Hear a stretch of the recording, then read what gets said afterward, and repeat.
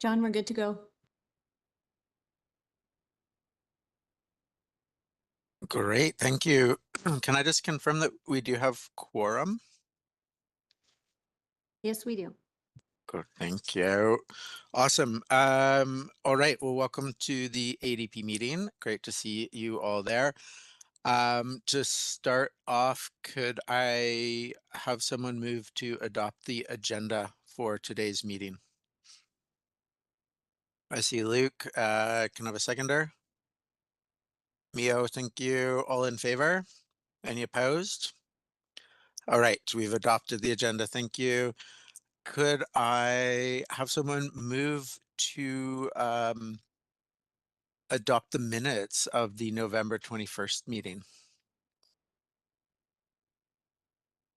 I actually was wondering, and maybe this is I don't know, I don't think it's a motion, but move to maybe discuss whether we could add a little bit more specificity in to the minutes around the public realm component for sorry, I don't have the minutes right in front of me here, but Okay, I've just pulled them up on my screen. Can you, maybe you could let me know what you're thinking of there? yeah, so for the, sorry, just trying to find them here too. For that mid-block connection for 38026 Second Avenue, in the recommendation section,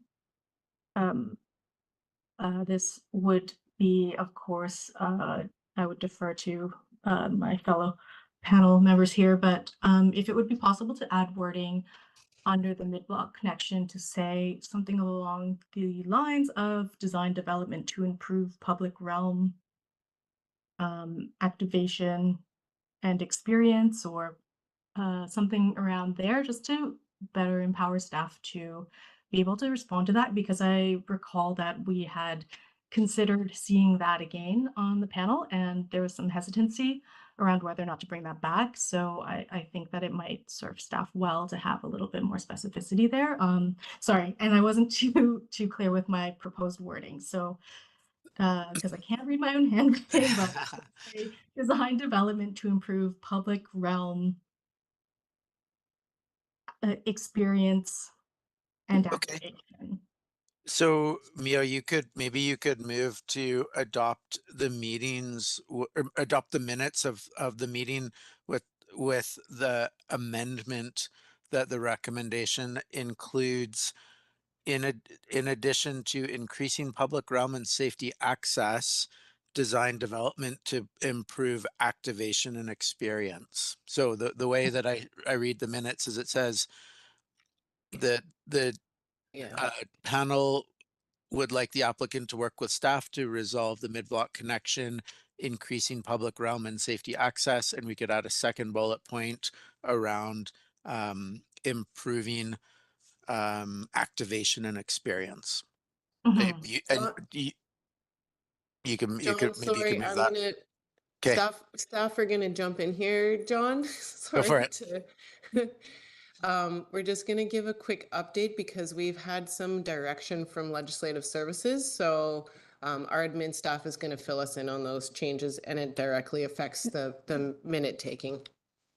Okay. Yeah. So legislative services wants the minutes cut way down into very bullet point information, to which the video can go back and get further information on that for staff and or applicants to review. They're finding the minutes too much, too wordy, and they want them to the point. So there may have been some edits to that recommendation initially that took some of that out, but I will add those back for today's minutes, but just as like a general note to the panelists that they're axing a lot of the fluff in the minutes. So sorry. Thanks. Not Thanks, me. Charlie. We like your fluff. It's not So fluff, it's valid content, but they're making like staff and the applicant basically like rewatch the video instead of reliance just purely on the minutes, which is not okay. necessarily a bad thing. Okay, thanks for that context and information moving forward. regardless, these are the minutes of the design panel, and we are the ones who have to adopt them. So I guess I would go back and suggest, Mio, that you move to, if you like to, I think you could move to adopt the minutes as with your suggested amendment. Yes, if that is acceptable, yes, I would like to do that. Thank you, John. Is there a seconder for that motion? Beth, thank you. Any additional comments on the minutes from last meeting? Okay, all in favor? Anyone opposed? Okay, it looks like we've adopted the minutes. Awesome. Okay, and now I think we're on to business number 4. So we're looking at development permit 630 for 39580 Queensway. I'll hand it over to Philip to bring that forward to us.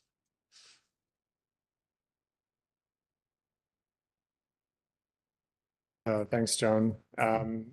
So, well, for everyone, including the applicant team. So basically, I'll do a very short introduction. It's basically just the site conditions, and then you're going to come forward and present the project.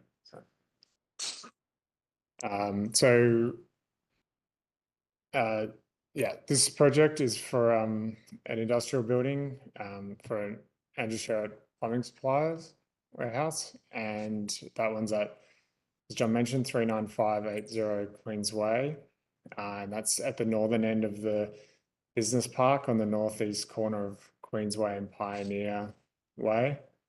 And this parcel, it's surrounding a district-owned lift station, which is right on the corner there, and it's also bounded by Aspen Road to the north. And it's quite a large irregular shaped lot, 1.7 hectares, and it's currently undeveloped and partially cleared.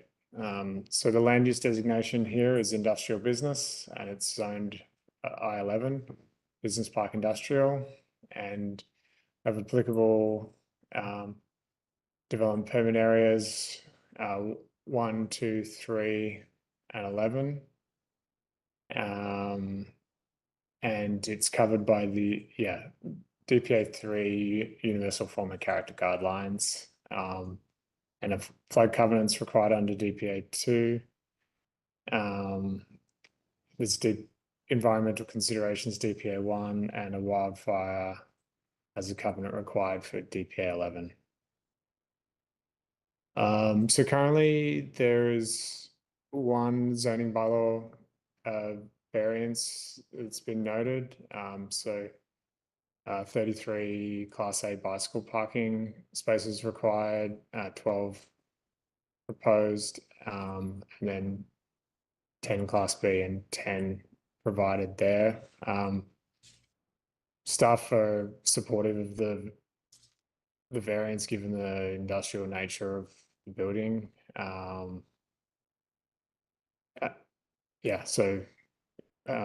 Welcome ADP's comment on that.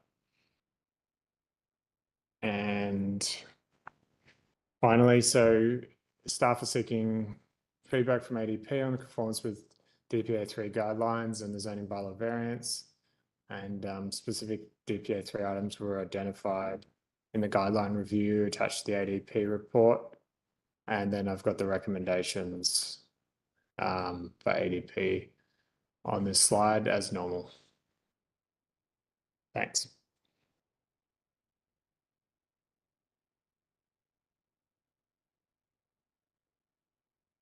Okay, thanks, Philip. Is there a presentation from the applicant? Yeah. Yeah. Yes. So I'll just bring that up. Yes. So I was just going to cycle through a couple of photographs on Yeah, so you have, And I won't ignore those if that's okay. yep. Yeah. So when you, let's just see, do you have any particular one to start with here? No, you know what? The Vancouver front would be fine. One of those would be fine. Just work through. Only so there's something. Get the sharing.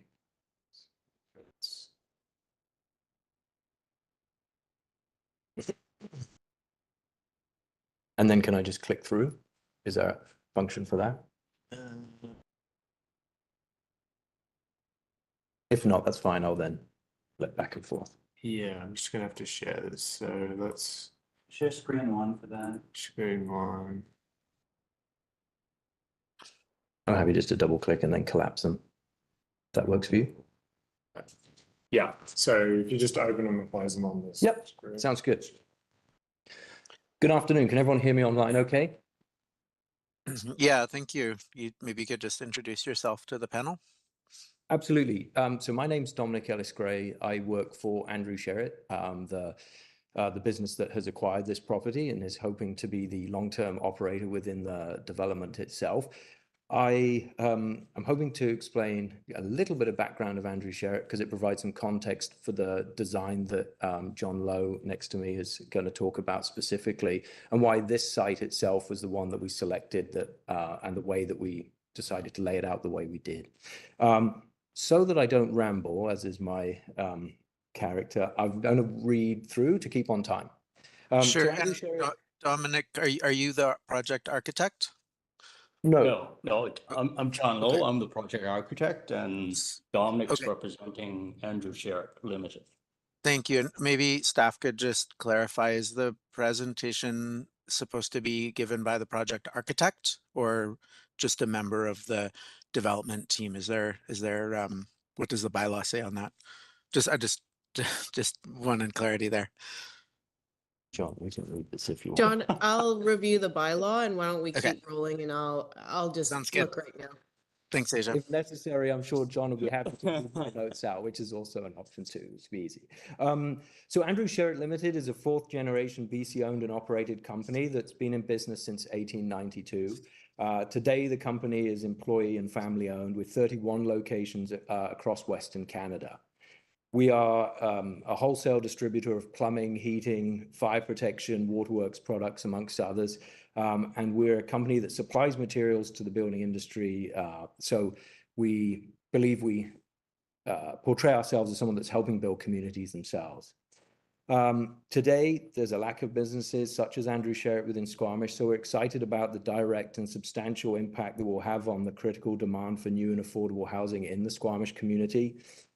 By providing timely access to essential plumbing products, Andrew Sherritt will help local contractors and builders complete construction projects more efficiently and support them on an ongoing basis.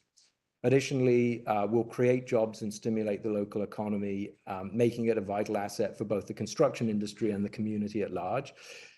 This project, we believe, directly supports the OCP's priority for industrial lands in so much as it's retaining employment opportunities within the community and strengthening job growth in step with population growth.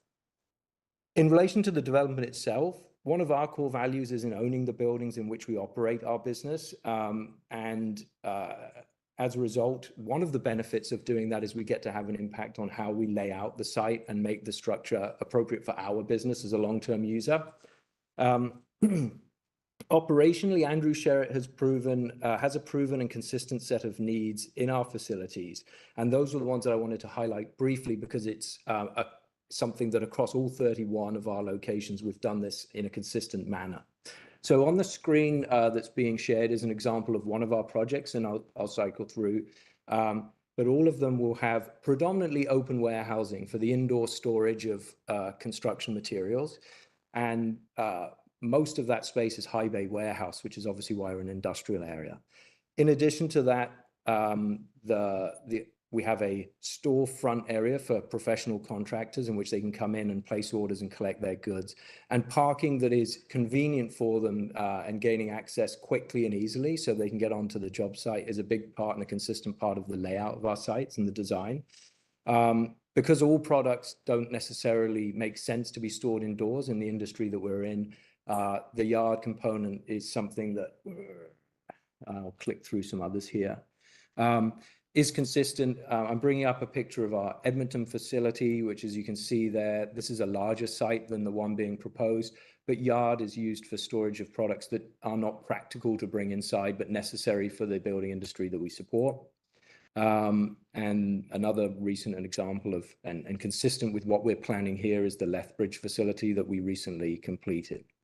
I'm just gonna jump in. So we checked the advisory design panel bylaw. You as the applicant can do like a little preamble and a presentation, but the design of the building should be spoken to by the architect. Okay, Sure. If that works for you guys. absolutely. Okay. Thank you. You want to talk about your community involvement with, and contributions before we get into the design, or? Are there specific things you want me to talk about here, John? No, I guess, but we can jump into the design of the building. My name is John Lowe. I'm with Interface Architecture, and we have not been around since 1892. But this is our 31st year as a company, and we've been doing industrial buildings for about 30 years. So I think to better understand what we're proposing here, we should talk about industrial buildings per se. And industrial buildings really differs by scale and use. And just using current projects as an example, we're master planning a 140-acre industrial park site for the Musqueam First Nations. And it goes from anywhere from 500,000 square foot per building down. And these are mostly for logistics centers. And then scale wise, it can go down to, say, an Amazon fulfillment center, and that's roughly a 200,000 square foot building in on a 9-acre site. And we got 100 Sprinter vans running inside the building with robotics. And it can go down to a multi-building, small bay building, which each unit, it's only under 1,000 square foot. So you get all types of different uses and all types of different scale.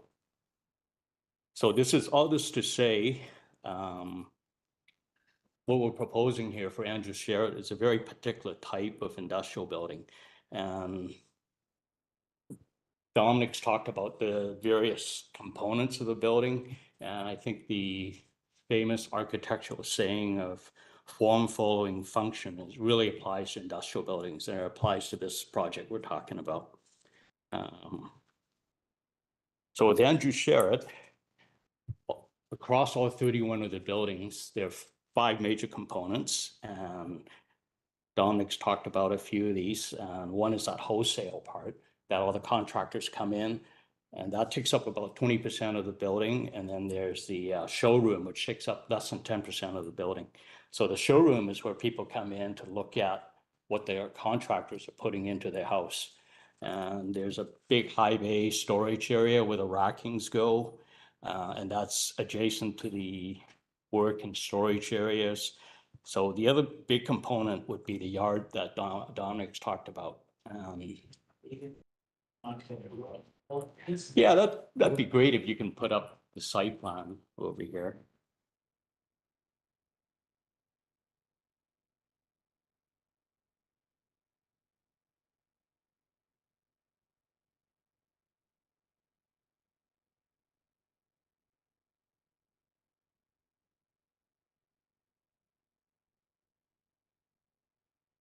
Thinking about it.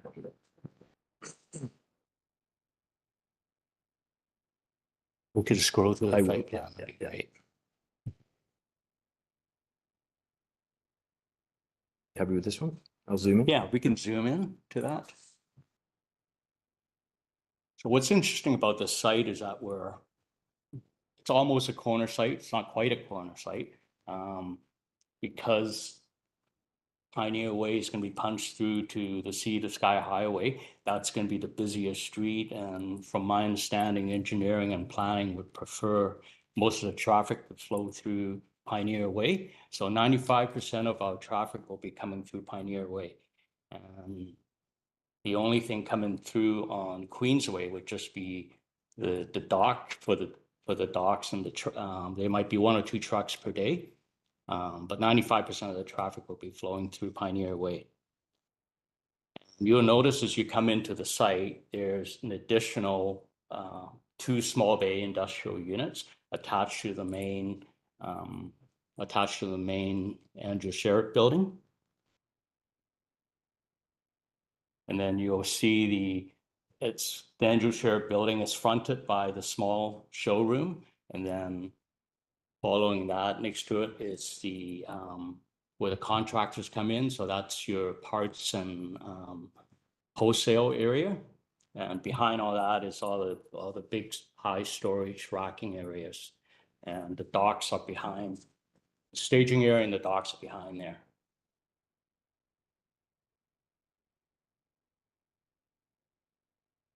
There's an advantage of the trucks coming in through Queensway is that because of the floodplain elevation, the building is roughly 4.5 foot above the streets. So where the trucks come in, the trucks would not have to climb a ramp or go down a ramp. So the truck can just drive right in and back into the docks. So I think that's a very efficient use of the site, and the yard is just north of the building.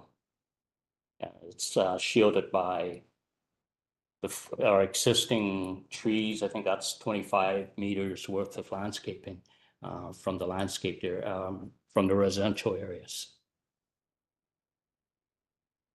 We can go into maybe we can flash some of the,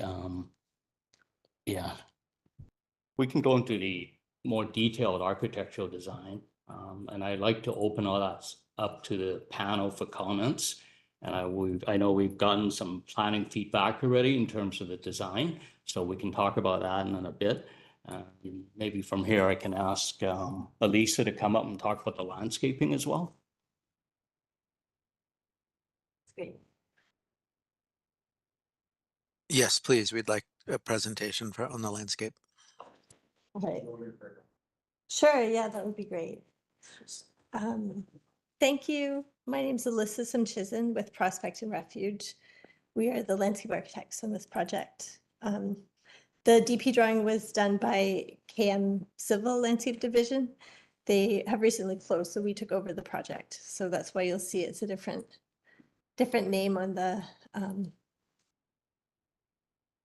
boards. So the landscape,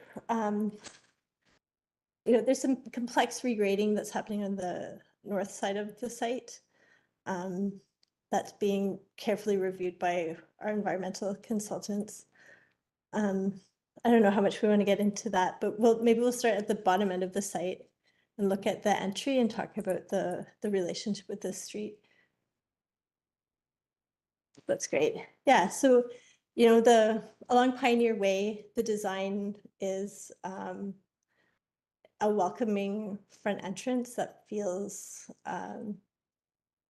like connected and ornamental, and welcoming, with a path that's sloped up 5% to provide accessible connection up from the sidewalk, as well as stairs and the driveway. So it's walkable. It's really meant to engage the street and provide a welcoming street presence. Within the site, we've really tried to work with a mix of Indigenous and drought-tolerant plants to provide, a green sort of response around the building.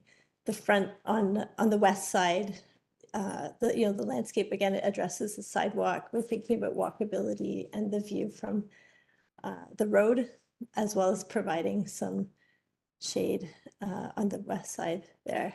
And if you go a little bit, so one of the things that came from Andrew Sherritt's experience with their buildings, and this is sort of a bylaw thing that I'd love to get your feedback on, is instead of showing the trees in those parking islands, so their experience is that that's where the contractors come in and out, and that they tend to, those stalls there. We've put extra trees along the east side, but taken out the trees in the islands because in their experience, the contractors run them over and they don't have a good record of being able to keep them alive. So that's sort of based on experiential evidence. But I'd love to hear what you think about how how we've approached that. And then if you go to the north, we're working on the, creating an offsite, connecting offsite and onsite, providing an ornamental response, because, this is an industrial work yard. So there's landscape screening, there's some planting to soften that look. There's a existing ditch that's being infilled as part of this, and the landscape's being rolled down in that area. So on the north side, you can see where it looks like there's a ditch. That ditch is being filled in. That's going to be part of the work yard. And then above that is going to be restoration and planting. And, the environmental consultants are providing an environmental response that'll be coordinated with us. We're looking at the arborist to try to keep as many trees as possible in that area. Maybe I can comment here as well to Lisa's comment about not having trees in the islands. And you'll notice all those parking stalls on site, they're significantly bigger than bylaw. Oops, sorry. The parking spaces are all larger than bylaw sizes. It's just to accommodate all the trucks and vans that comes in. So this issue of trees being knocked over and on the islands, it's a real one given the experience of those other 31 stores. Yeah. Thanks so much. That's those are the main elements that are landscape related, and I welcome your comments and questions. Great. Thank you for that presentation. So we'll now go through any questions that the panel has for the design team. I'll start with the folks that are there in person. So Beth, if you have any questions, that's your chance. Thanks, John. You actually answered my first main question already, so I think I'm just gonna pass on to Luke. Thanks. Awesome. I believe that planning asked for some comments regarding the materiality of the building. That wasn't in the presentation. Is there any way you could speak to that so it's the rest of the ADP members can understand? Sorry, to Sorry. concrete too. Could you speak to the materiality of the building, please, and the color and the general form and arrangement? Okay.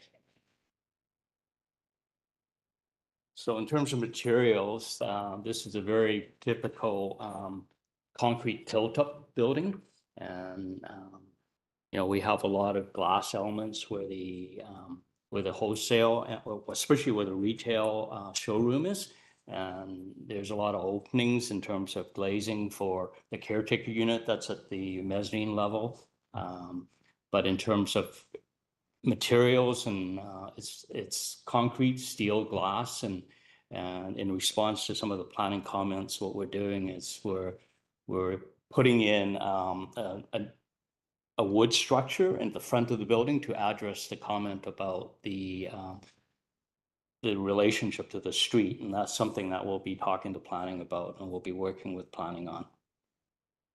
Could you show us the wood structure that you're talking about? Yeah, we can. I guess we did bring graphics over, but I'm just wondering whether we should get into that kind of detail at this point, or should we wait for ADP comment and get back to staff on it? We have already rendered the structure, and I think we have it on screen, or at least do we have it on? They're not yet submitted to planning. Sorry, I didn't realize they weren't submitted. Yeah. Yeah, never mind. Okay, could you speak to the DPA guideline that references the interaction and the relationship of the building to the street, particularly with regard to the commercial frontage? Right. If we can pull up some of the renderings that we have in terms of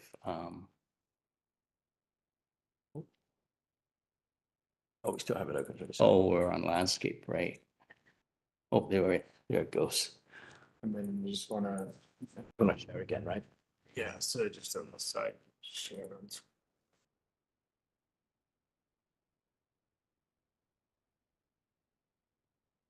We can go to the next sheet. Do you want to drive, John? Oh,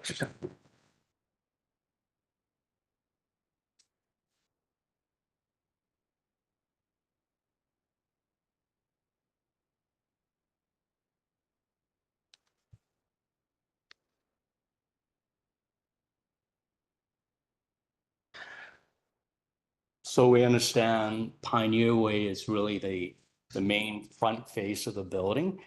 We've designed, instead of having accessible ramps, we design a path, a walking path up to the level to overcome the floodplain elevation. And is having a path is, with landscaping is a lot nicer as an experience for people to walk up there. So we're keeping it under 5% slope. That way we're not going to have any handrails and guardrails, and that kind of visually gets in the way. And at the front of the building, I don't know if you can see here. Oops. Your mouse is going. Oh, there it goes. Okay, so we were talking about this area here. We're responding to planning comments. So there will be, we've created a structure there for the amenity area. It'll be made out of wood and it'll be covered. There'll be weather protection there. And there'll be some bike racks over there that's weather protected as well. And we'll be responding to planning after the ADP comments on that one. Thanks. And what's the strategy for like stormwater drainage, especially given that you mentioned you're filling in a ditch? I know there's a culvert or a water course on that north side of the lot. Is anything being considered for that? Or are you talking about the Queensway side of the? The north side. Oh, the north side. Okay, so that's the environmental consultant is coming up with some, and the arborist, they're going over all the trees right now, and they're removing all the invasive species, and the civil engineer is coming up with ways to deal with that ditch.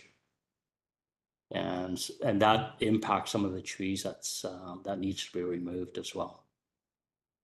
The ditch itself is not being infilled, though, correct? Sorry? The north ditch remains. That's right, the north ditch remains, yes. And then my last one would be, I acknowledge this is a industrial building, so you're going with the traditional or straightforward concrete tilt up. Was there any consideration given for more green building materials, given the aligning more with industrial implications? Yeah, we are looking at the canopies and how we deal with those canopies. Right now, we're responding with steel canopies with glass. And there's a discussion going on in the office and with Dominic about maybe providing wood canopies, which is a higher maintenance item, which Andrew Sher would prefer not to get into, but that's something we are looking at. Okay, thank you. That's my questions. Okay. Thanks, Luke. We'll go on to Celso in the room still. Any questions? You'll have a second chance for actual comments. This is just the question round. Thank you. Thanks for the presentation. I'm assuming the green and beige color is corporate They are, yes. colors. Have you considered to potentially use a second material? Everything is stucco or some sort of plaster paint on the tilt-up? It's straight painted concrete. Painted concrete. Yeah, this is all concrete. Did you consider, for example, to use a different material cladding kind of thing, or give some more warmth to the building on that, for example, the connector green volume? No, it's part of it. It's this energy. The stucco is something that's higher maintenance again, and it's prone to damage given the traffic around the building. So we would prefer to go with concrete, so that because there are people moving 12-foot long pipes and moving large hot water tanks in and out of the building. So the building does get bumped a lot. So stucco is not something we would consider. Right. I'm talking about that volume in the middle where there's the big signage there, the green volume. Okay. Or this is just my personal opinion. I mean, I'm wondering if there's been any consideration, or would you consider to use a different material on that big green block just to bring a little bit more warmth and natural feel in connection with the context and Squamish environment. Yeah, so these are wall panels that gets tilted up as one vertical understand. piece. We have not considered, packing on different materials. Okay. I have another question, which is how you're bringing natural light, despite the fact that is a industrial building, how you're considering that for energy performance and comfort of people working. Yeah, so this building is going to meet all the latest energy code. There's a caretaker unit, and there will be operable windows for that caretaker unit, so there will be natural ventilation. In terms of lighting, we feel there's sufficient windows in that building.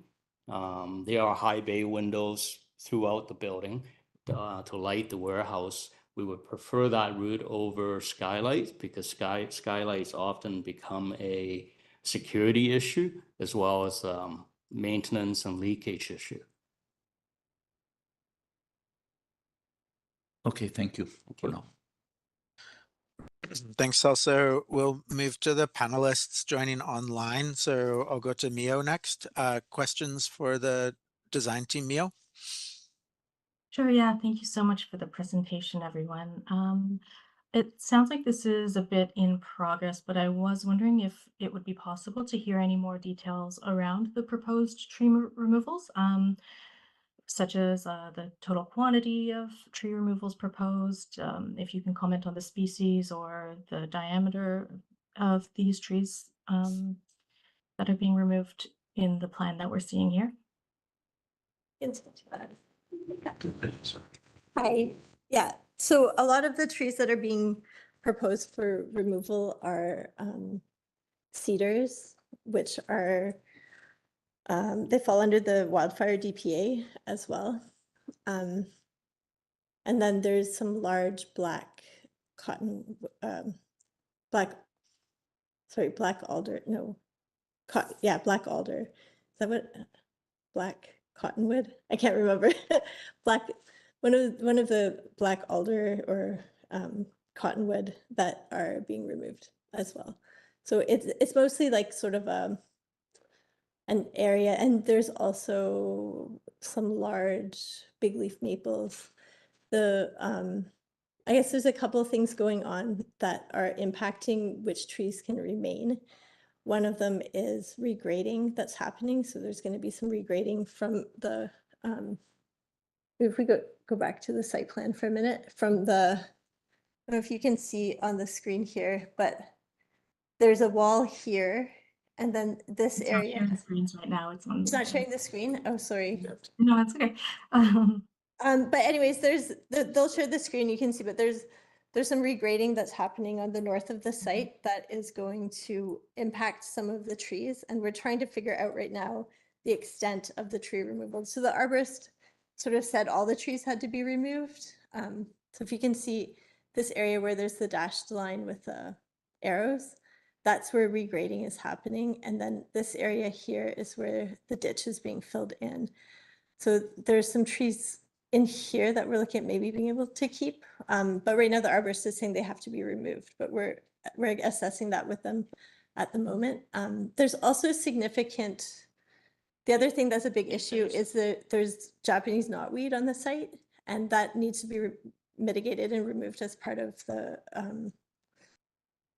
work. And that requires like a 3-meter depth excavation.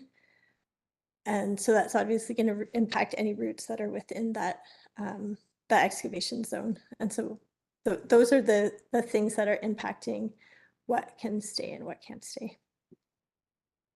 Okay, thank you very much. Yeah.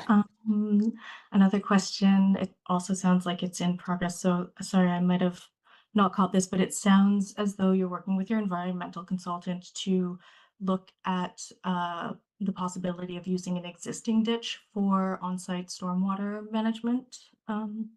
Is that the case? And if so, could you indicate where that is on the plan that we're seeing right now? It sounds like at this time there isn't. We're not looking at doing on-site stormwater management. There's a large attenuation tank. We're tanking stormwater. but we're not doing sort of we're not doing we're not working, those ditches aren't involved in our stormwater management plan, Okay. basically. Yeah, those are outside of the property and they're not part of our stormwater management. Okay, great, thank you. And then I was wondering what type of programs are envisioned for the outdoor amenity space. I don't know if there's an illustrative section or dimensions available, but yeah, just wondering what's proposed for that area. We don't have a section for that. Yeah, there will be further details to come on that. Yeah, okay. Mhm. And the users are envisioned to be the two. I mean, I can speak to sort of what generally these, projects, you need a place for staff to go and eat their lunch and enjoy a bit of sunshine. And so And that's that'll be south facing. south facing, yeah, so it has good light. And that, a lot of there's sort of, it's a big space, but because it's warehousing, the number of people who actually work there are small compared to the area. And so the amenity space is usually, sort of a couple of picnic tables so that people have space to sit outside on their break. And it's less a space for, people who are coming and going because they're just coming to look at something or pick something up. It's more a space for like staff to have a break and access outside. So that's the intention for the amenity space. Okay, great. So it's sort of passive seating, and so the capacity of it is around like how many people would you say, or like how many seats or so? Yeah, I don't know if we have Yeah, it, John. here's, we submitted a staff, a letter from Andrew Sherritt. The most employees that they would ever have in there would be 22, and they don't expect that many, and often be 16 employees. And given the wholesale, most of the people come through the wholesale, mostly in the mornings. And the showroom, there would be people showing up throughout the day, but there might be 1 or 2 or 3 people in the showroom at one time. So the expected number of people, it's actually quite small, and we have way more than enough parking spaces for that. And in terms of the 2 smaller units, it's, obviously we don't really know what businesses will be going into those, but they're small bay industrial units. That they can be plumbers and subtrades. Yeah, we're not quite sure who would be occupying those spaces. And just in terms of the number of like sort of seats for amenity space, like it's typically we find, 2 picnic tables. So sort of 4 to 6 spaces for seating is more than enough for these. It's usually 1 or 2 people using it at a time. Okay, great. Thank you. Yeah.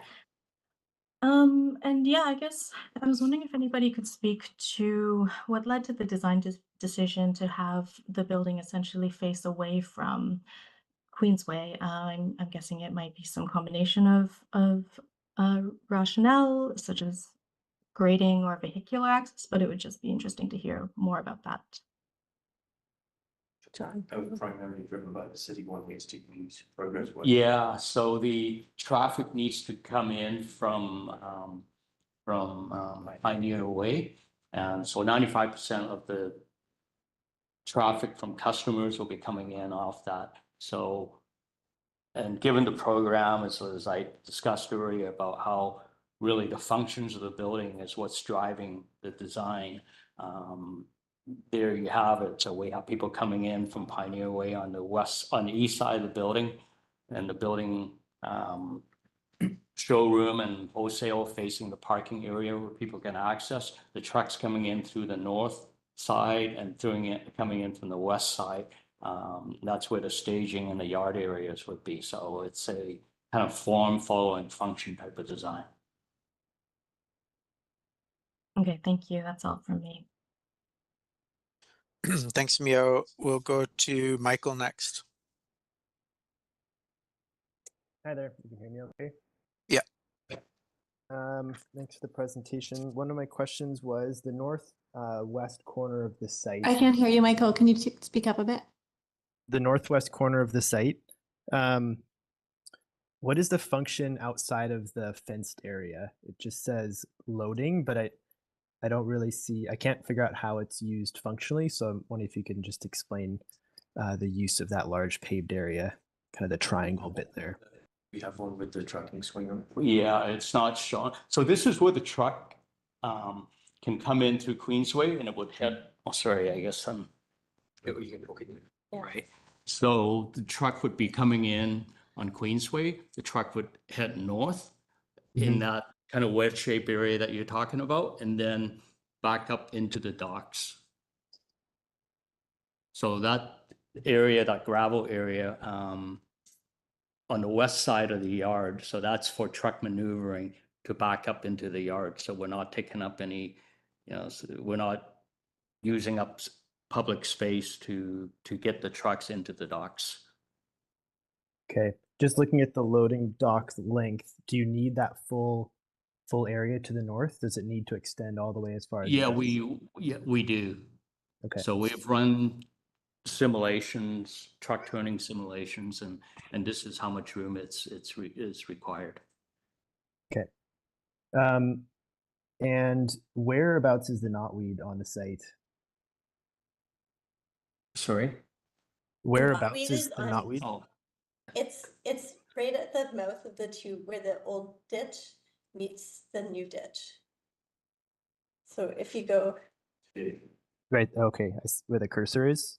yeah, it's in that area. Is there some there too? Yeah. Okay, yeah, so it's along that old, that ditch spur that's being filled in. Okay. So it there's happens in a few different yeah, spots, few yeah. spots. So there's mitigation that's happening for the knotweed removal. That's right where the old ditch that's being filled in is meeting the ditch that runs north or west to east on the north of the site. And there's knotweed that's being removed in that area. And then there's sort of midway down that spur ditch, there's another area. Okay. That's also being removed. So yeah, it's a few spots. It's, it spreads like one little piece of root washes in the water and then it plants on the side. So you can get it in lots of places along a waterway really fast. Okay. Yeah. Can you describe what the lighting is like around the site?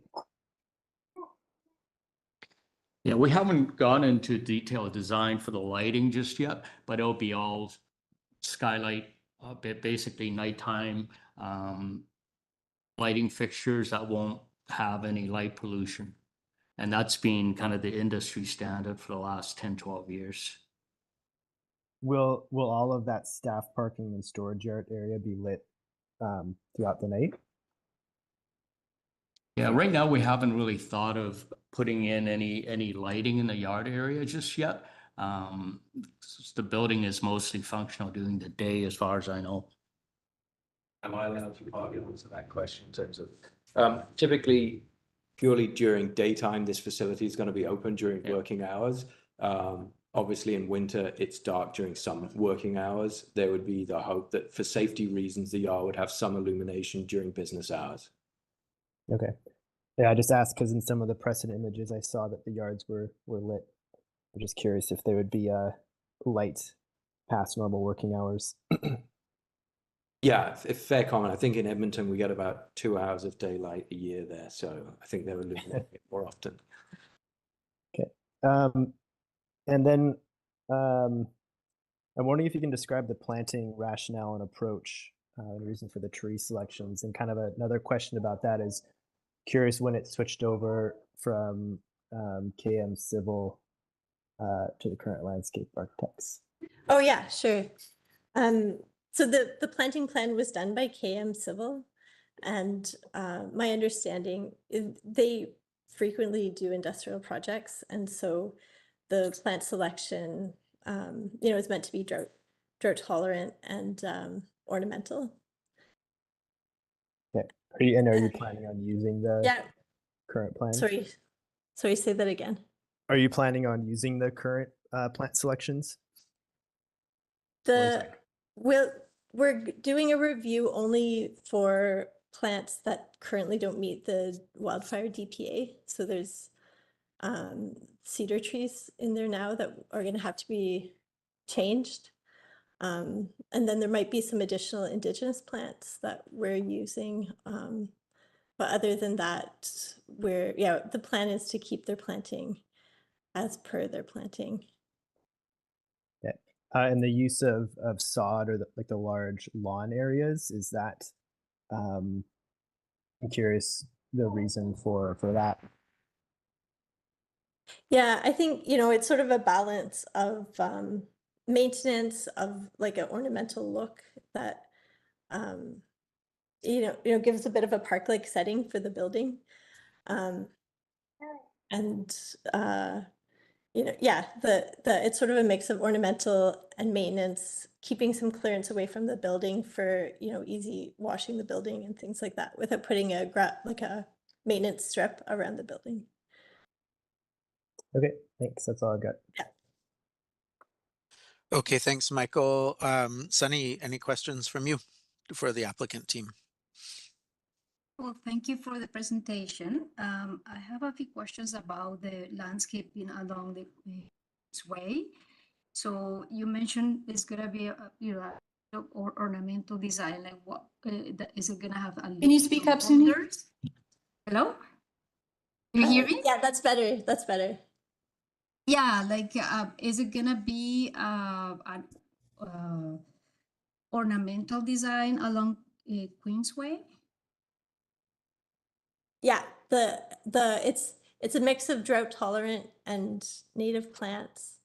With the idea that there'll be seasonal interest throughout the year and some changing to give it a bit of a nice park-like feeling. Yeah, and to provide some screening for the workyard as well. And how tall are gonna be the trees on Kingsway, like towards the north of the side? The trees, in these pockets, you mean? Yeah. Yeah, they're full-size trees. So they'll be full-size trees. I'd have to check the plant list to see exactly what they are, but yeah, they're full-size trees. They're not like a big bush or something like that. Do you know the approximate height? Let's see. Zelkovus serrata. So they get 45 feet. Yeah. Yeah, that's all my questions. That's great. Thank you. Okay, thanks, Sunny. Have I missed anybody? I think everyone's asked their questions. Did I miss anyone from the panel? No, but I have one more that I forgot to ask. Yeah, go for it, Michael. I noticed that it looked like the off-site concrete sidewalk was being placed where the current power poles are. And I'm just curious if that is part of this project, if the applicant is responsible for those off-site works, and if the power poles will need to be relocated, or if that's been coordinated. They're undergrounding. Yeah, so the civil,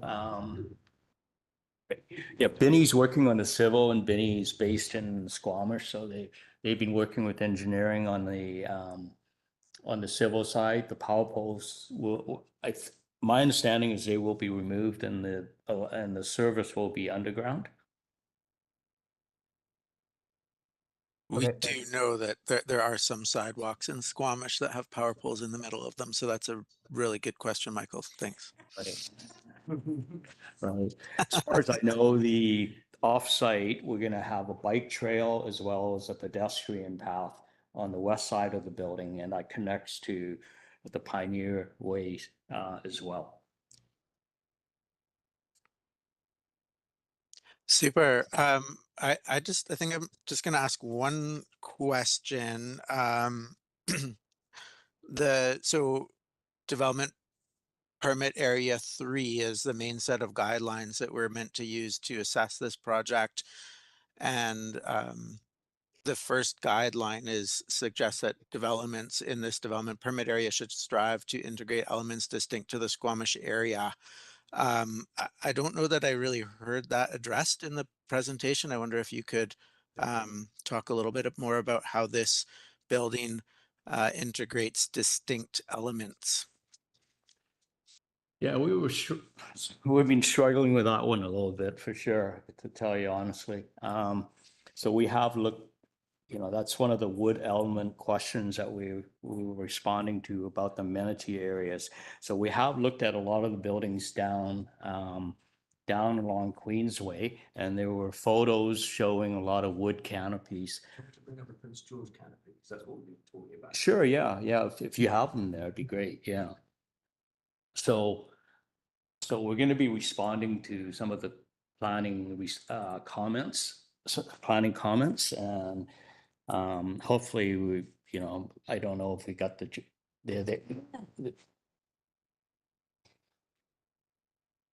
so this is one of the buildings, I believe this is the one in Prince George, is that right? Yeah. Prince George, and it does have these wood elements, and we notice there are several industrial buildings, commercial buildings down Queensway, which have similar canopies. So this is something we're working on right now to see if we can use these elements as part of the amenity area and to get a better connection with the street.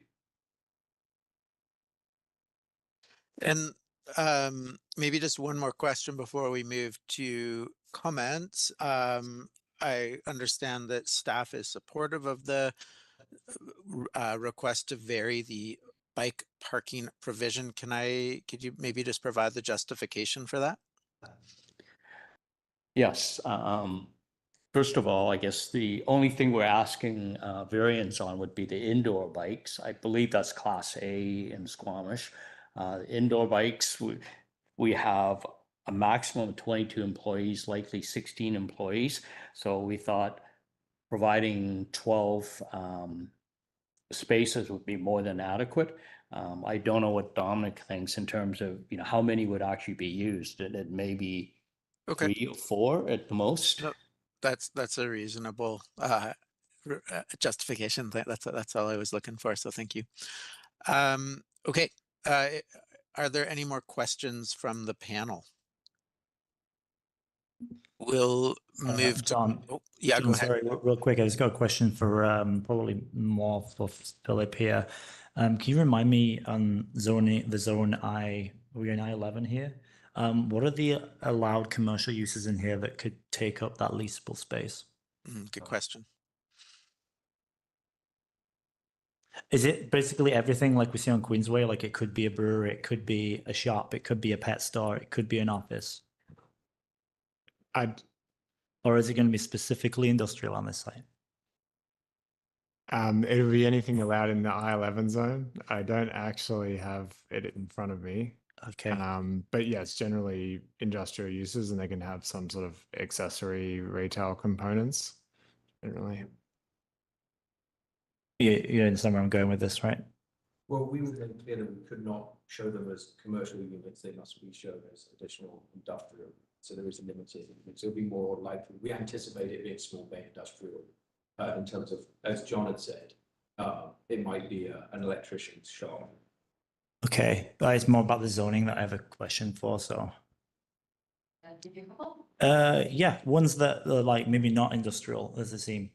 Okay, permitted uses, I think, and please guys correct me if I'm wrong, but I've got here alcoholic beverage manufacturing, automobile-oriented commercial, building supply outlets, professional offices, drive-throughs, fitness center, heavy equipment sales, light industrial nurseries, pet grooming, restaurants, storage facilities, trade contractor facilities, kennels, daycares. Oh, accessory uses, excuse me, subject to 39F, caretaker dwelling, accessory retail, accessory restaurant, accessory expanded retail sales. Thanks, Beth. Asia? To build on what Beth said, many of the uses that might be slightly more commercial leaning are heavily restricted. So it'll be subject to, and then there's a very detailed area of where it can go specifically in I-11. So it would take us a while to tell you actually what is permitted or not permitted in Okay. that area of the I-11 zone and to what extent. Not easily done here. Okay, thank you, Asia. I'll close that can of worms. Thanks, Luke. Okay, well, so we'll move to comments now, and I'll just go in reverse order this time. So Sunny will, and we'll start with you. I guess maybe before I jump into that, I've just to provide that quick context and reminder. So staff are seeking comments on the site plan, the architectural design, the materials and exterior finish, and the landscape plan. We're in the primary development permit area. Guidelines that we're meant to be looking at are from the Universal Development Permit Area 3. We're commenting on the context, character, siting and orientation, site circulation and accessibility, parking, transportation, loading, solid waste storage, outdoor storage, the relationship of the buildings to the street, form, massing and variation, roofscape, materials and colors, landscaping, lighting and stormwater, energy efficiency are the big categories there. And staff have helpfully provided us with that chart that shows based on their assessment whether the proposal's meeting those guidelines or not. So we'll go to comments. Sunny, you can go first, please. Yeah, I'll highly recommend the wooden canopies as already has been discussed, between the architect and the district.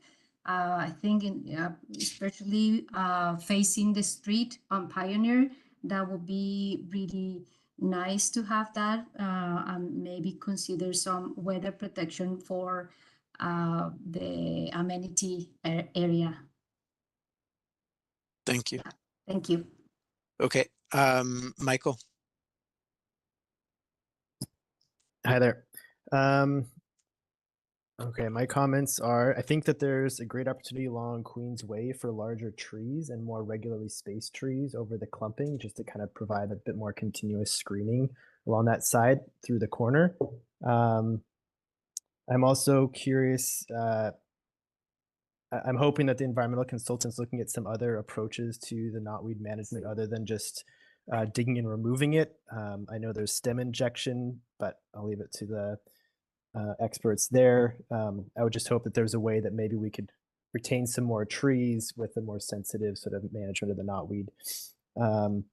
I do have some concerns with sort of the visibility and lighting from the residential area at the north. In the like most of those trees that are scheduled to be retained are deciduous, and so in the winter there's quite a bit of visibility through the site. And so with I would like to see some more planting along the north side of the site with some conifers and other trees that are going to help screen the site. I think that there's also quite a bit of opportunity for more of the Squamish context with the vegetation selection, sort of the species and maybe the arrangements of how they're planted, or maybe incorporating some more like boulders or logs in the landscaping as well. The amenity area, I think the site plan is showing benches right now, but you talked about picnic tables, so it is a fairly narrow space, and the benches are facing towards the building. So maybe just looking at the arrangement of furnishings and what it would be like for the person sitting there. The bike racks that were selected, I find functionally are fairly limited, and in the number of bikes and the types of bikes you can lock to them. I'm much more in favor of the hoop style bike racks. You can lock a lot more different types of bikes to them. And then the accessible routes, I would just double check that they are being provided and they aren't impacted by doors swinging open or loading bays. And then my final comment is about trees in the parking area. Maybe there's some opportunity for some contractor professional development and not hitting trees in parking lots.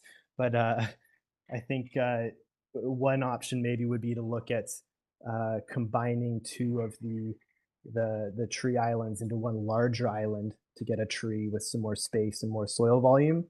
Or maybe if trees just aren't going to happen in the parking lot, looking at using them as a more of a rain garden scenario to incorporate some stormwater management with the landscape, which I think would be a nice element of the site if you can do that. Those are all my comments. Thanks, Michael. We'll go to Mio next. Thank you. Yeah, I think some of this has been covered already, but would emphasize the importance of safe pedestrian and wheelchair user access throughout the site to to the street. So not crossing that loading would be something that we would like to see as a priority, I would say. Yeah, I think there could be additional consideration to provide some sort of stormwater management on site, such as rain gardens. I liked the idea of, consolidating some of those landscape areas in the parking lot to be able to achieve that if possible. There's a considerable amount of surface parking and hardscaped area there, so it would be nice to see some solution or addressing to it, although yes, you did address that it would be in a tank, but even just having it visible would be valuable, I think, from a habitat perspective as well. The relationship to the street, especially on the west side of the building, it's a pretty monolithic building. So I'm going to guess my architectural panel colleagues here will have great ideas for that, but I think it's been mentioned that additional glazing could kind of help soften that experience and make it more human scaled in a sense. And then and having trees that will reach a significant mature size on that frontage and in increased quantities could also help with that. Art is another option, and a green wall or something. There's several things that could be implemented there, but just something to kind of break down that monolithic experience. And I'm seeing a lot of ornamental scale trees proposed on the planting plan. Given the number of tree removals proposed, it looks around 20 plus from a quick count. And I would hope that on site, given how big it is, that a larger than or higher than a 1-to-1 ratio of replacement could be achieved. Potentially looking at 2-to-1 if you are looking at mostly ornamental trees, and if it's a larger species, then potentially a 1-to-1. And with consideration to Squamish's fire smart landscape resource and reflecting some of the ecology of Squamish and some of the character of Squamish by integrating more indigenous trees as well. And that could be extended as well to the planting plan. So yeah, I think some of the, this is a small thing, but some of the proposed lawn areas, there's little islands of lawns, and I think some of them are on sloped areas. It might be a challenge from a maintenance standpoint. And there's potential to have more smaller indigenous shrub plantings, and that might enhance the habitat value as well on site. So that's all from me. Thank you. Thanks, Mio. Up next, we go to Celso. Thank you. I just have some recommendations. Again, I'm going to go back and strongly suggest that some portions of the building use a more green and more integrated sort of material, more warm material to celebrate the environment we are within. I understand the industrial look of it and the corporate image, but I would still recommend that any volume or anything uses another sort of cladding to bring a little bit more warmth to the building. I think the wood canopies that we're talking about, and please, just my opinion, the building you guys showed in Edmonton, super heavy wood. I don't think that is what I would be looking for. Too much wood also, just on that density of wood, it's not something I would recommend. So it's one additional element that could bring the wood or any other warmer material to the site, but putting like 2x2 wood elements on the canopy is not gonna solve the problem. Okay, so it's a matter of not the quantity of the in one specific space that's gonna solve my comment of warming up a little bit more the building, appreciating that it's an industrial building. So I think we all talked about the letdowns on the sidewalk. I think there's easy ways of solving that. So I'm sure now you heard our concerns and it's going to be easy to. The other main concern I have here, which some other people addressed as well, and appreciating that you have washrooms and stairs between grid line 3.7 and 4.5, but the face of the building within those tenant spaces, I would strongly recommend some opening between grid line 3.1 and 3.7, which connects to that amenity. I can appreciate that back a house space could potentially be used as storage for the tenant there, but let's go through that later on when you have a tenant that comes in with a TI and suggests you put like a etched glazing or something like that to some more privacy or not. But what I feel is I don't have a problem of the main entrances being to the side of the building, but I think we're not really valuing those spaces and the interface with the street by just adding a canopy or something like that. I strongly recommend some glazing there. Although industrial as well, I don't know what the policy of the city is, but we used to take more consideration to SEPTAD. So, there's tons of areas in the back of the building and even like the space between the building and neighbors, which I would just strongly recommend that a good SEPTAD analysis and considerations are taken. Thank you so much. Thanks, Phil. So we'll go to Luke next.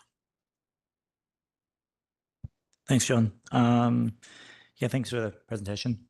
I just contextualize a lot of where my comments are going to come from, and I just want to identify that this is it's actually quite a difficult site given it's got three edges, and it's also in a transitional neighborhood between an industrial area and a residential area, and I think that makes the edges ever more important.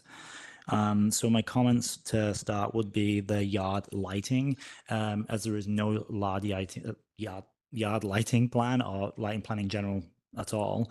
I would heavily advise that the lighting be lower. Obviously, there's a balance with security, but that buffer on Aspen Road, between the site and those residences needs to be very carefully considered. There needs to be a very heavy landscape buffer there. There needs to be acoustic considerations given, and also with regard to the lighting, there shouldn't be no light washing or pollution over those areas. And also environmentally speaking, there should be less light just for animals and habitat. I think I'd agree with Michael as well regarding the street trees. It would be great to have a bit of a heavier presence of them along the Queensway. And then given also the trees in the buffers between the parking spaces, I acknowledge that contractors drive over trees, but that's kind of on them. I would consider more of a solution such as bollards, or maybe it could be bollards with lights also integrated with them, so that gives you a lower level lighting solution. I think that the visual connection concerning that DP guideline with the building, the primary street obviously being accessed from is Pioneer Way, but the main road is Queensway, and there needs to be some connection of the actual building between the building face and Queensway. And if we look down Queensway, you consider like, let's take the Lay and Lebanese building, for instance, which is further down on the south of Queensway. It's fully wood clad. It's a heavy mass timber building. I acknowledge that like that might not fit with your brand or neither your budget. However, the remaining industrial buildings are all concrete tilt up, which probably do align more with the budget, but they all have some kind of value on them, which will resolve that DPA guideline, making it more Squamish. So the Squamish guideline and the visual connection, I think that they should really heavily be looked at, whether it's through solutions of even fake storefronts, I don't know, but we need something there because you are transitioning from that industrial neighborhood into the residential. So it's a change of scale. So that would also help you with the articulation of the building. I understand that also your brand seems to be the green stripe, but I don't see why that has to also be concrete. I feel like we could introduce another material. So I support my colleagues' comment on that also. My last one would be to do with the amount of paving on this site. I believe that the northwest area appears to me like somewhat of a surplus. I would revisit that turning circle that you've got there. I don't see why you have to bring the trucks all the way to the northwest of the site, given that the fencing is further to the east, and see if you can reduce that to further increase that landscaping buffer. Yeah, thank you. Thanks, Luke. I think Beth is next. Yes, thanks for the presentation. I would have to say that I definitely agree with a lot of what the panel members have said thus far, and in particular from an architectural perspective, a lot of what Lucas just said as well. And I'll just build a little tiny bit on top of that, if I may. You know, the purview here today is for us to speak to the DPA 3 guidelines. And so when you reference the DPA 3 guidelines, I would have to say that a lot of them are not currently being met. And that's just sort of a product of there being a tension with the type of building that we have and the location that it's being situated in. I tried to figure out what that was, and I think really what it is that you mentioned off the top of the presentation that the building is being designed as an industrial highway building. And at present, the site is not really a highway site. It's off the highway, it'll be connected to the highway, but it's not directly on the highway. And in a way, it kind of untethers the project from having to use the branding as the main thing that's the catchment for the traffic, because it's not something that's being seen only by fast driving cars that are driving by. It's actually situated in kind of a context that already exists on Queensway, which is, as Luke alluded to, it's kind of got a precedent of some fairly elevated industrial buildings along Queensway. So really there's an opportunity there to look at, you know, detethering the design from it being a highway specific building to one that's a little bit more contextual in the street and the scape that's been set up, which is kind of like a little bit of a funky industrial neighborhood that's got some breweries, it's got some street life, it's got some residential. It's a little bit different than the typical industrial park, I would say.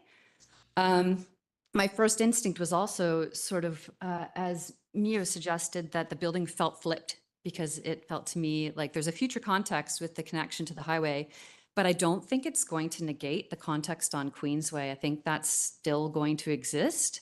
There's a real softening of the edge on the east side of Queensway. A lot of the parking has kind of set back a lot of the industrial buildings. And if you follow that up sort of north, it stops with this site. There's kind of like that flow, and the easing of the edge is kind of stopped by having, you know, the back side of the building facing on Queensway. Whereas my sort of initial thought was that really a lot of the liveliness is kind of like already pre-existing off Queensway, and there's sort of a precedent that we would be ignoring if you were to just put your back up against Queensway. So just in terms of it meeting the DPA 3 guidelines for this area, I would say not quite yet, but there is a lot of space for opportunity. As Luke suggested, there's a lot of like materiality that's been incorporated in the buildings along Queensway, which really does make them sort of fit a little bit more within their context and give it a Squamish character. And maybe if we kind of take a step back from having the advertising be the driving factor behind the architecture, there might be some opportunities to kind of bring some more of the Squamish specific elements into the building. Just speaking to the massing in that context, we are across from a little bit of industrial space, but also from some residential. So, you know, bringing more glazing, a little bit more porosity into the Queensway side of the building would not only sort of help bring light into the space and reduce the need for electrification. I think it would also help with the residential portion across the street rather than them just kind of facing a blank wall. Yeah, and then I'm almost done, sorry. And one other element on that side, I think that could, you know, if you wanted to kind of try and introduce something that's a little bit more Squamish specific into materiality, is the fencing around the yard. It provides an opportunity. It doesn't necessarily have to be like an opaque metal fence. I think you guys could bring some reclaimed wood or something industrial into that. That might help kind of elevate the Queensway side of things and make it a little less, again, of sort of like a blank wall for the residential neighborhood that would be overlooking the building. And I think mostly transparency and massing, a little bit of the Squamish element as well. There was a question as to whether murals would help the building. Just to answer for the question for the district, I wouldn't push murals in this case. I might look at differentiating the materiality or breaking it down and adding some more glazing into even, you know, even within that bay of the precast system. So, you know, not doing anything impractical like punching holes through the precast, but there's opportunities within that system to introduce some more space and light. And I think that kind of wraps up the majority of my comments. Everything else has been spoken to already. So, thank you. Thanks, Beth. I think that takes us to the end of panel's comments. Did I miss anyone or any comments? Okay. All right. So should I try to summarize what I heard here? Is that the best next step? Staff comment or yeah, okay. So just maybe I'll try and use the development permit area guidelines as a organizing framework for this. So, you know, starting with, so we're looking at development permit area 3. We notice with 36.4 context, character, siting, and orientation, we notice that the project does not really seem to integrate elements that are distinct to Squamish. We found that it does seem to fall quite short when considering form and character of nearby buildings and public spaces. It is on a high visibility corner site and does not appear to orient towards all frontages. Thinking about circulation and accessibility, I think I heard some comments that there is some opportunities to improve pedestrian movement through the site and from the sidewalks onto the site, that should be addressed. I think there was a fair comment that although the primary tenant may not require the full suite of bicycle parking spaces that are required, we don't know what other future tenants might exist in other spaces. So that should be thought about when that variance is considered. I think that 36.9 is the relationship of the buildings to the street. We heard some significant concern with the large blank walls, especially on the west elevation. 36.9D or D rather is the SEPTED principles. We had some concern that maybe this project does not meet those. I think there's some concern with the fact that the units at ground level are not having a strong connection to the street. Moving along to the building materials and colors, I think there's some considerations, some questions about incorporation of sustainable or green building materials, that maybe there needs to be consideration for additional cladding materials to add some warmth and variability there. I think that we heard some concerns with the landscaping, including the number of trees that will be removed and the selection of more focus on native species and larger trees. I think there were a couple of really important specific recommendations there, including the trees, larger irregularly spaced trees along Queensway, the very significant importance of screening, both visual and consideration for acoustic along the north edge and that transition to the more residential zone there. And that there was a high level of a lot of impervious surfaces. Maybe there's opportunity for on-site stormwater management that isn't shown in these plans. I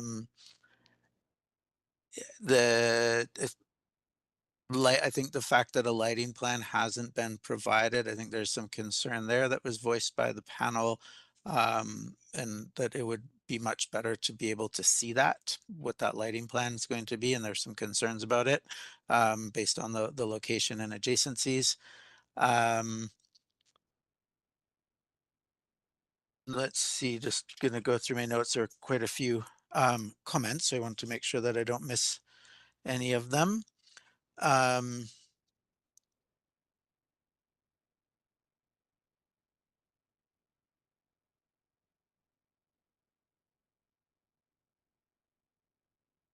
Okay, I think I got it. Maybe somebody can help me out. Did I miss anything important that anyone said on the panel? Can I add one more comment, please? Is that possible? Totally. Oh, Yeah. yeah, thanks so much. I'm just going to pull up the drawing really quickly as well. I guess question, it's about the loading coming in off of Queensway. I found kind of interesting because if we're connecting off the highway through, is this correct, right? We're connecting off the highway in the future from Pioneer. The trucks will be coming off the highway, bypassing like the actual loading trucks, delivery trucks will coming off the highway and then turning onto Queensway and then sort of turning into the loading yard on the other side. So I'm wondering, I mean, I guess that's another comment about why maybe the parking wouldn't be off of Queensway and like the more industrial loading area being sort of off the actual direct route to the highway, or Yeah, that was I think an engineering. Okay. because so Beth, sorry, being out of the room, the answer is that engineering had requested that. Okay. Is that correct? Correct. Okay, good. I guess I thought about that too and recognized that at least currently, Queensway is a bike lane, like has a painted bike lane, and cyclists are being encouraged to use that. And so adding more driveways, include specifically a driveway with large trucks, it seems to be sort of counter to the idea of Queensway as a cycling route. Okay, wow, there's a lot there. If we've captured all of the comments, our next move is to make a recommendation. So in the report, in the staff report, we're offered 4 potential recommendations. One is that the design panel supports the project as presented and does not need to see it for further review. That the design panel supports the project as presented and would like the applicant to work with staff to resolve specific recommendations. That panel supports the project as presented, would like the applicant to resolve following specific recommendations and return to present it again to the panel, or that the panel does not support the project. Could I have someone to move one of the recommendations?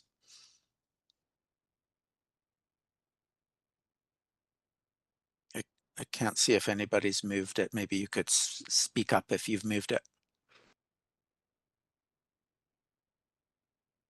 If someone moves it, then we can talk about it too. So it doesn't mean that we'll go with that recommendation, but we need one to start with, I believe.